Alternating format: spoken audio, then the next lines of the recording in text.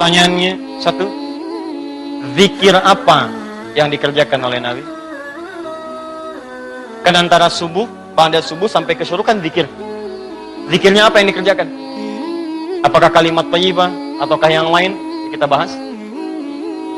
Yang kedua, selesai sholat kemudian duduk. Apakah duduknya di tempat dia sholat? Atau boleh pindah ke tempat lain? Yang penting di area masjid. Ya, misal antum sholat di posisi yang sebelah kanan di sana. Tiba-tiba setelah itu nggak ada mushaf, pengen baca Quran, mushafnya di sana. Apakah boleh pindah ke sana? Atau kalau pindah, gugur ininya. Awas, hati-hati dilihat. Mau pindah, aduh takut gak dapat haji. Mau pindah, aduh takut umroh. Di situ aja gitu kan. Pas tiba-tiba ada cleaning service, Pak, maaf Pak, sebentar geser dulu. Maaf ya, haji dan umroh. Nah, kita lihat tuh seperti apa memahaminya. Karena ada yang menafsirkan gak boleh pindah di situ, gitu. Ya, nanti kita lihat apakah benar harus di situ saja atau boleh berpindah. Kalau boleh berpindah, apa dalilnya? Kalau memahami di situ saja, bagaimana keadaannya? Paham? Jadi ini satu, dua, dan kasus yang terakhir, Ustadz, bagaimana kalau keluar masjid untuk kebutuhan hajat yang darurat? Pengen ke toilet kan? Ya, memang nggak di rumah, di masjid ada toilet. Begitu mau keluar, ke toilet dulu. Ya, ingat haji dan umrah, haji dan umrah. Dia tahan-tahan, kan? Ya, syuruknya dapat, sakitnya juga dapat, gitu kan? Nah itu seperti itu. Bagaimana kemudian solusi hukumnya? Nah kita bahas pelan-pelan. Di dalam Al-Quran disebutkan beberapa aktivitas yang mampu mendekatkan dan mengingatkan kita dengan Allah, dan langsung disebut dengan zikir. Dan ini pun dipraktekkan oleh Nabi sallallahu alaihi wasallam. Contoh. Yang pertama ditemukan di Quran surah keempat ayat 103, paling kanan pertengahan.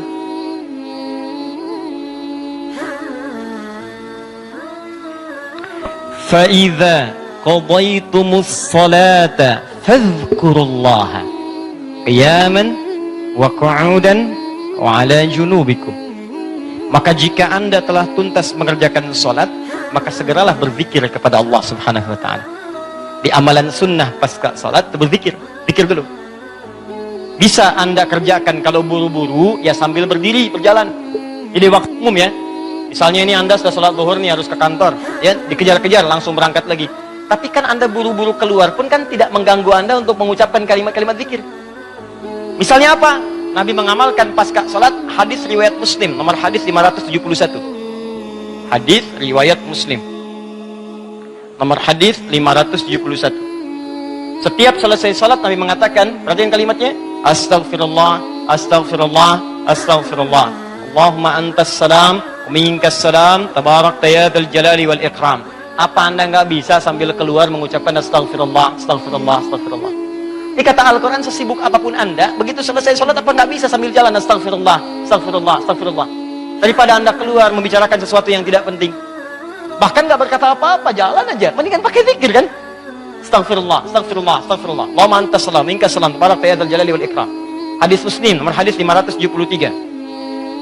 La ilaha illallah wahdahu la syarika lah, lahul mulku wa lahul hamdu wa huwa ala kulli syai'in qadir. Kalau Anda misalnya nggak terlampau sibuk, silahkan sambil duduk. Konteks tadi setelah selesai menunaikan salat subuh, antum pengen berzikir dulu, maka jenis zikir yang pertama adalah mengucapkan kalimat-kalimat thayyibah.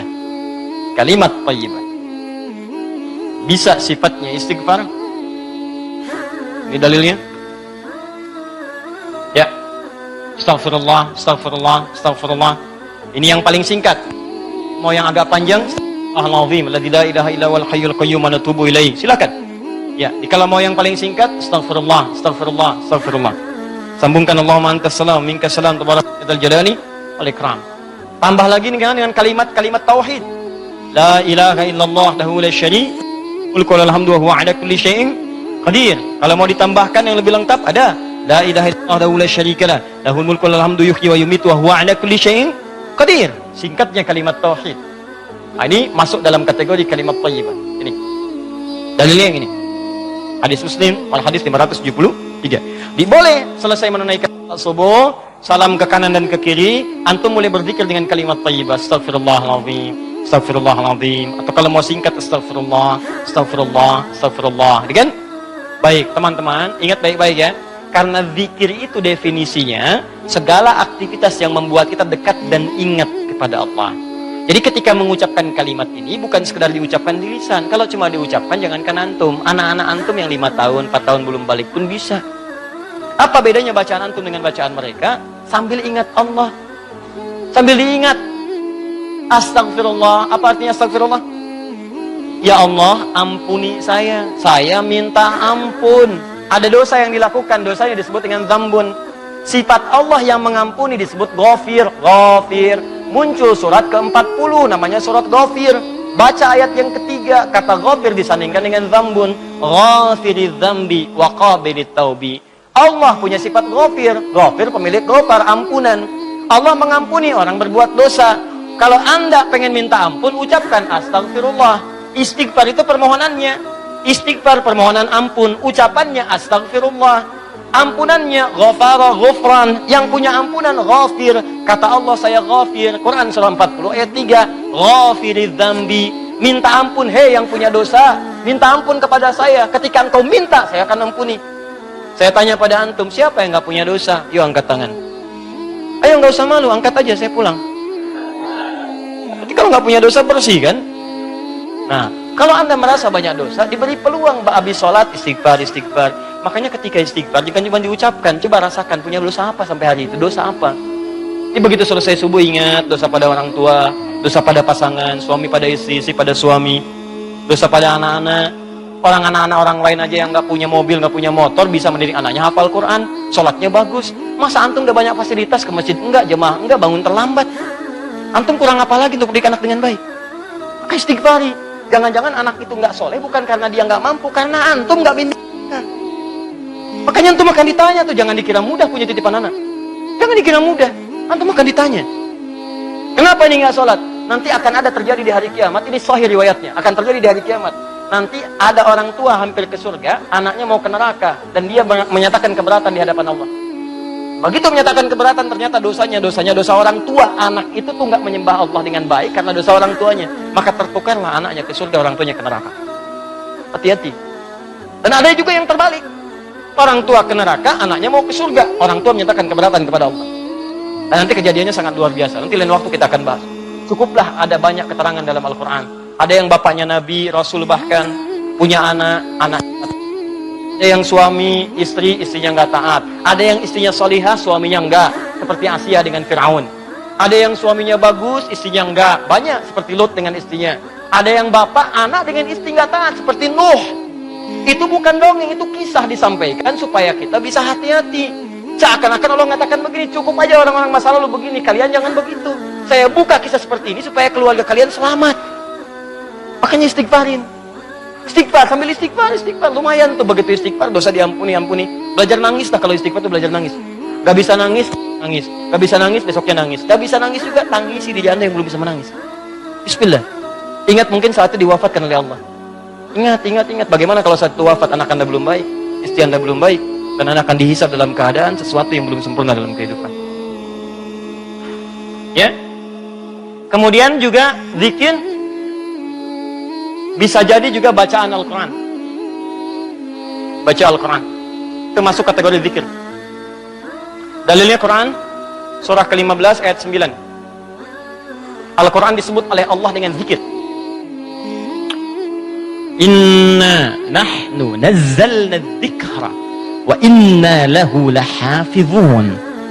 Sungguh kami turunkan Al-Quran sebagai zikir, kata Allah. Hal yang mampu mendekatkan seseorang dengan Allah.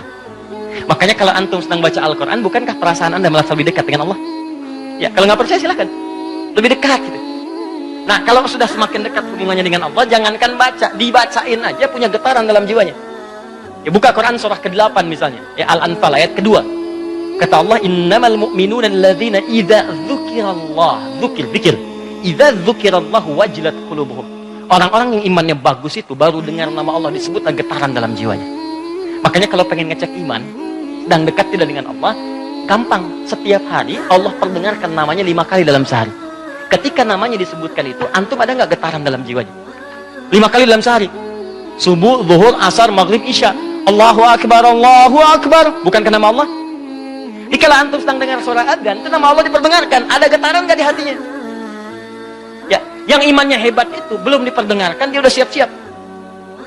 Sebenarnya adzan zuhurnya itu jam 12 lewat 8. Kok bisa jam 11 udah siap-siap? Padahal mandi dulu, wudu dengan sempurna, berangkat ke masjid. Itu tanda aja imannya luar biasa. Ada orang yang saat dipanggil baru ingat, Allahu Akbar, Allahu Akbar. Ya Allah, sudah masuk zuhur, siap-siap. Imannya standar. Standar. Itu yang biasa. Begitu dipanggil ingat. Ada orang yang sama, Allahu Akbar, Allahu Akbar. Ya Allah, sudah adzan, baru adzan, belum qomat.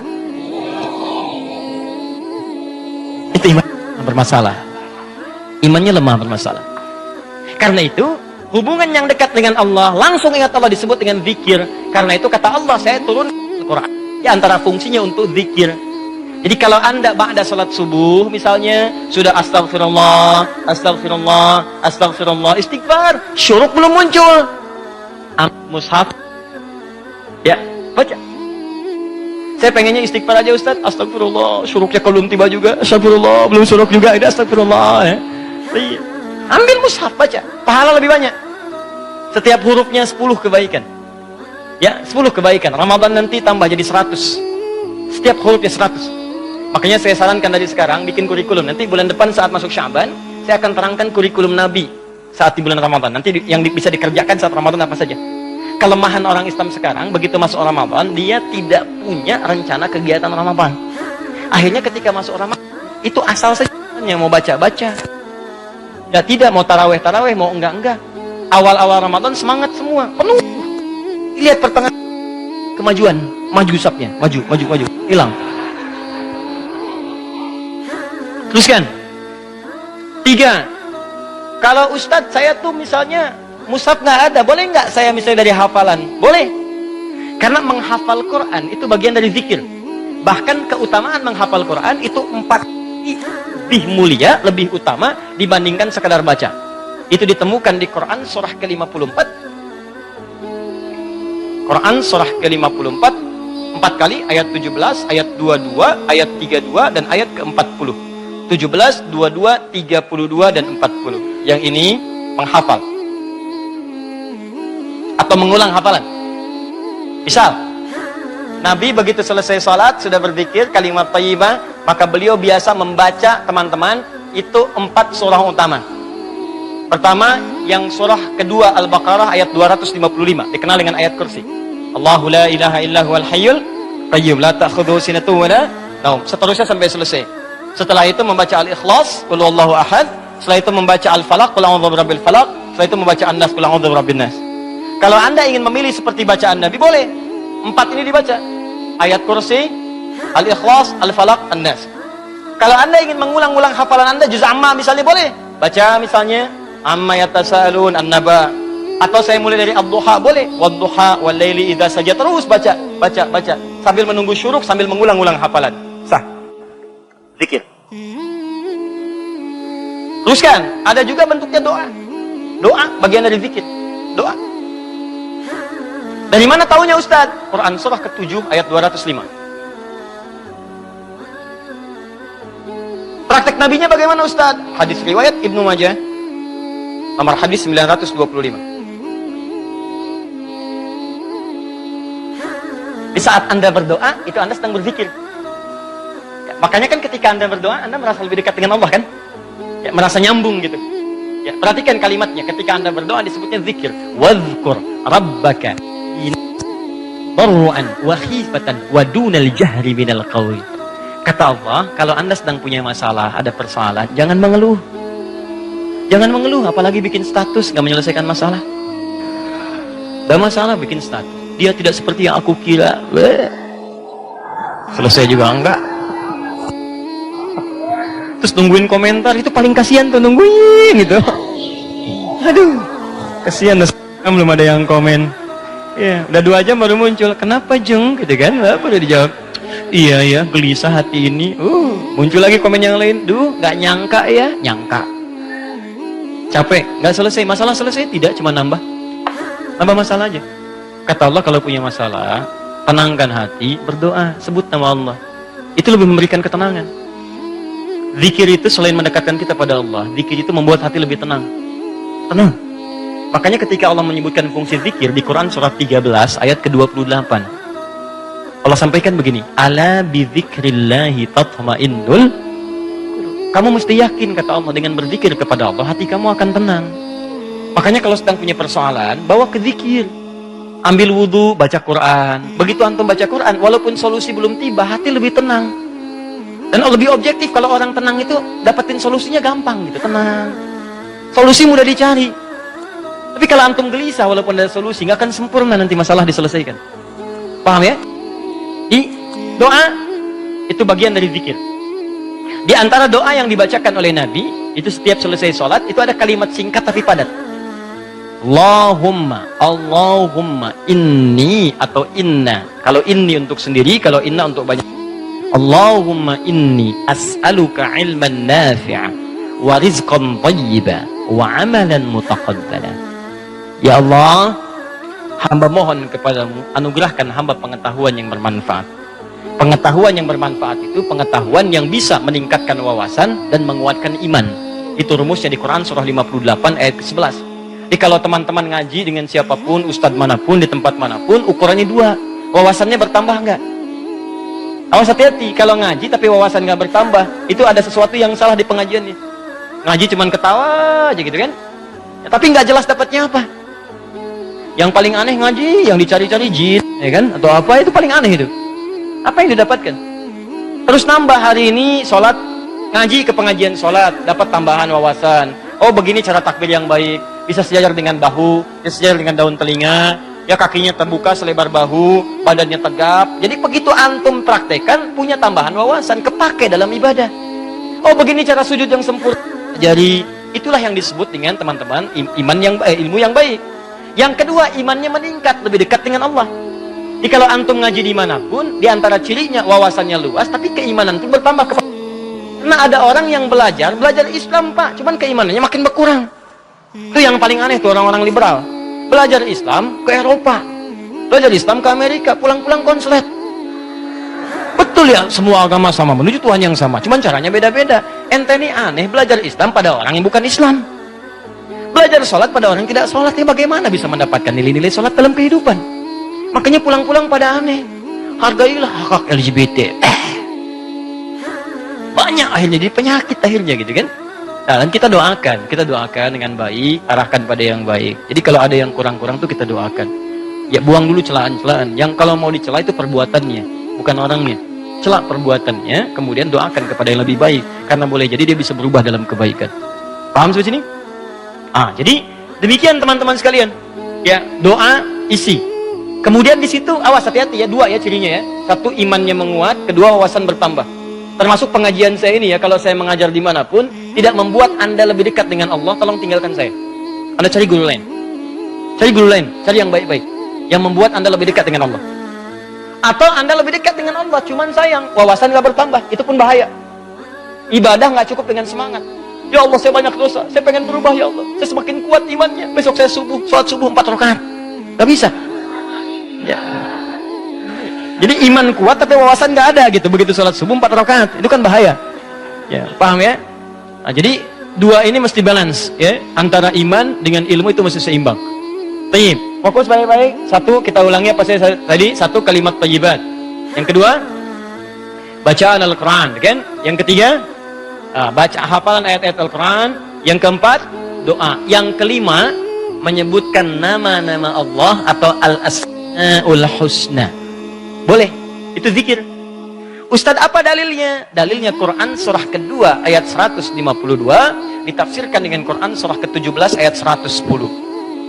Quran surah kedua ayat 152 paling kanan sebelah bawah ditafsir dengan Quran surah 17 ayat 110 paling kanan di pertengahan. Ini bagian terakhir. Quran surah kedua ayat 152 Allah minta fadhkuruni, kata Allah zikir, sebut aku. Sebut nama Allah. Orang-orang yang sering menyebut Allah maka akan disebut-sebut namanya oleh Allah. Indah ya. Antum aja nama disebut-sebut di TV, senangnya luar biasa kan?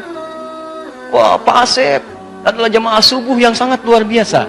Datang ke Masjid Nurul Bahri, jam 3 sudah di masjid, masuk tayangan Anda.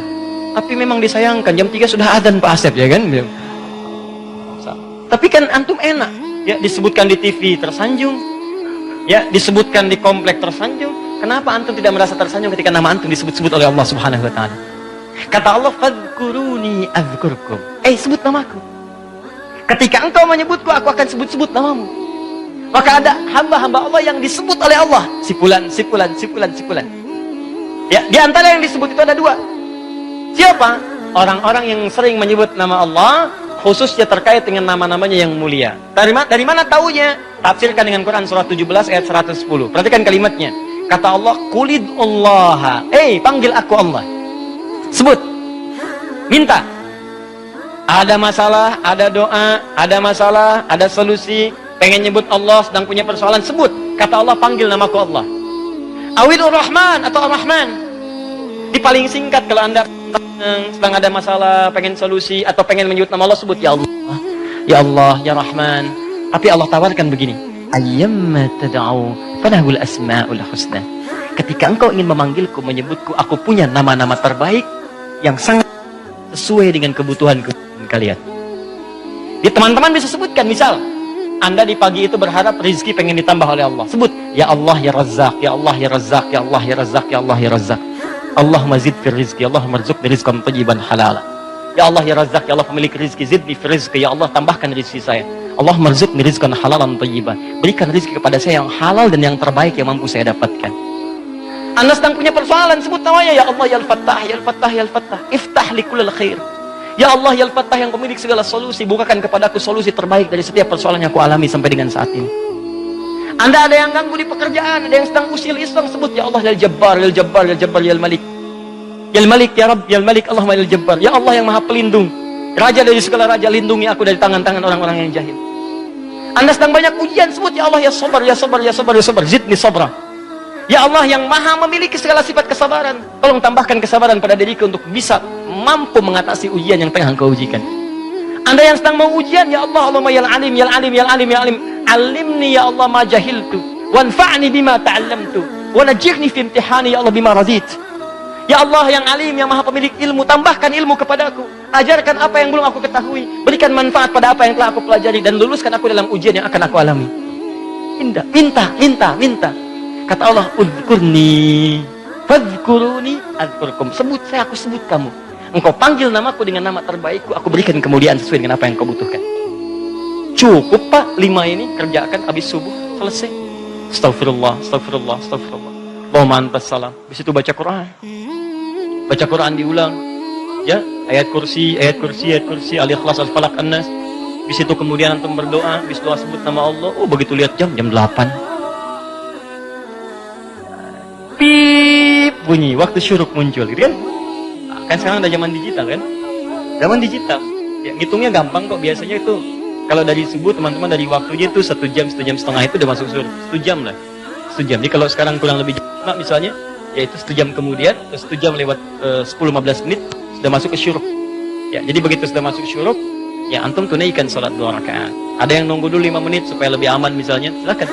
Gak ada masalah. Tunggu 5 menit selesai, tunaikan salat 2 rakaat. Begitu salat sujud lamain. Ya Allah dekatkan aku kepadamu. Ya Allah jadikan aku terhubung dengan ridha-Mu. Ya Allah berikan aku kemuliaan-kemuliaan, sekalipun belum haji berikan pahala haji dan umrah kepadaku.